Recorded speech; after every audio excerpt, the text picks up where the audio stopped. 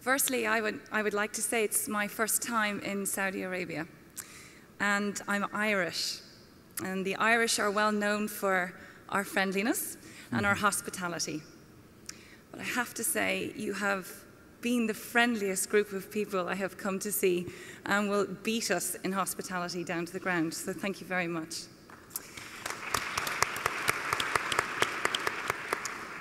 There's a wonderful quote Gandhi has. Human greatness is not in how we remake our world, because that is the myth of an atomic age.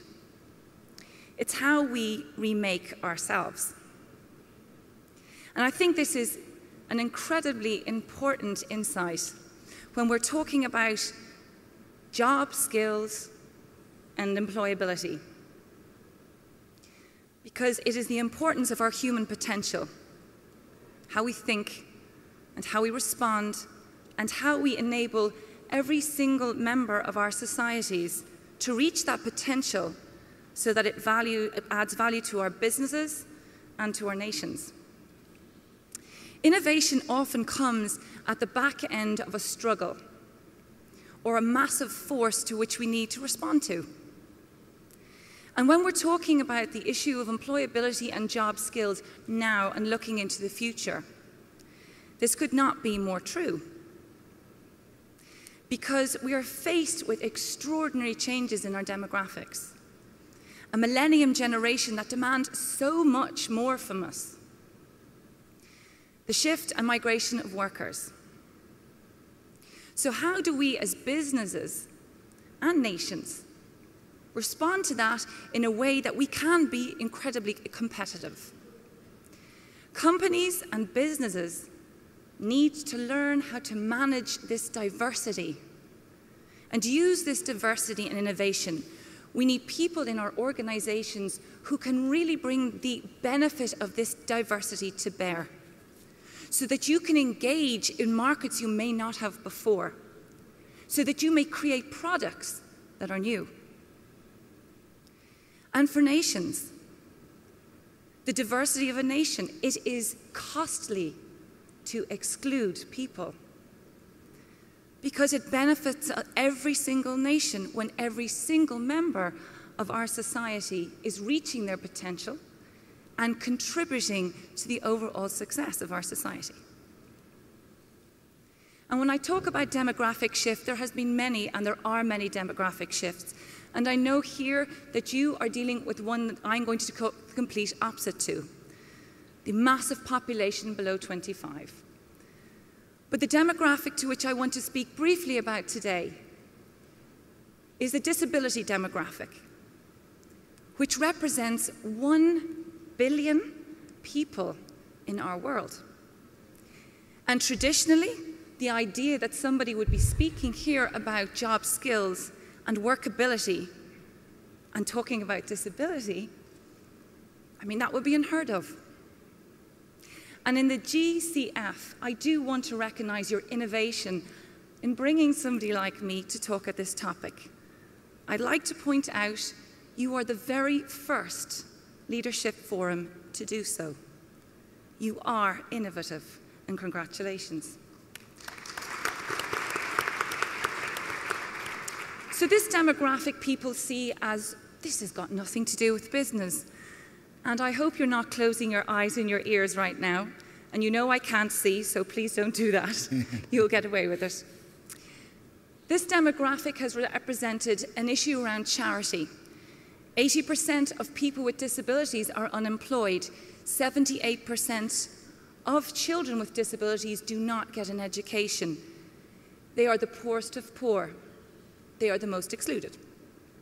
So briefly, how can we change this? And what does this mean to you around competitiveness? Well, we're at a tipping point. And this is where the innovation comes into place. By 2020 in Europe, 20% of our population will have a disability. Why? Because our world is getting older in Europe. With age, unfortunately, comes disability. 85% of that 1 billion people in the world who have a disability acquire it in their working lifetime. I have no idea how many of you are in the room, but every single one of you knows somebody who has a disability, and as age comes, 10% of us will acquire a disability. The tipping point is here. This is a huge consumer market for you. In the US alone, the spending power of the disability market is $3 trillion. The assistive technology market in Europe is worth $30 billion. And then all the families and friends that you add on to that makes this enormous. This demographic is not simply just your consumer demographic, because it is something that you do need to engage with, no matter what industry we're in. It's a big market. Disability is universal, whether from Ireland or from Saudi Arabia or America. It's not discretionary to economic class, nor to a colour of our skin, or to our gender. It's here. And these are your market space. Do you want to engage with this market? Of course you do.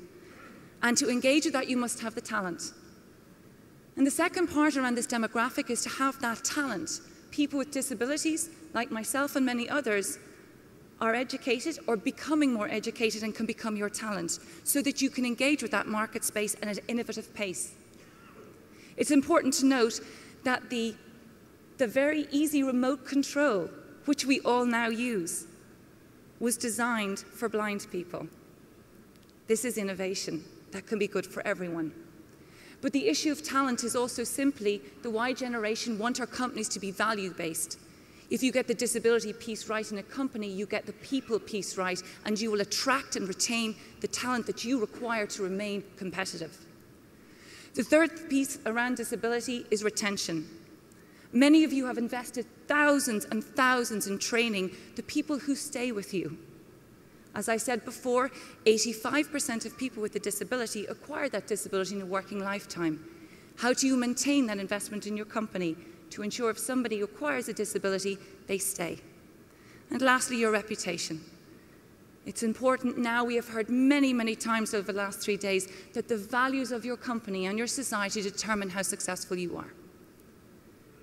I really believe that when we're looking at employability and job skills into the future, we are looking for the talent that knows how to extrapolate the benefits of diversity. And companies like Disney, eBay, Telefonica, Cisco, who are all leading around this disability piece, along with everything else, know there's a business model. And it is not simply about reputation, but it's about product development and access to markets. I want to finish very simply with saying, as I said here before, you have innovated by allowing this voice be heard. I think you can also innovate by trying to discover what we can't see. It is not often about what people can't do. It's simply about what they can and how they contribute. And you don't actually need eyes to see, you need the vision. And I believe you have demonstrated real vision here today by listening to this demographic and what it can offer you. Thank you.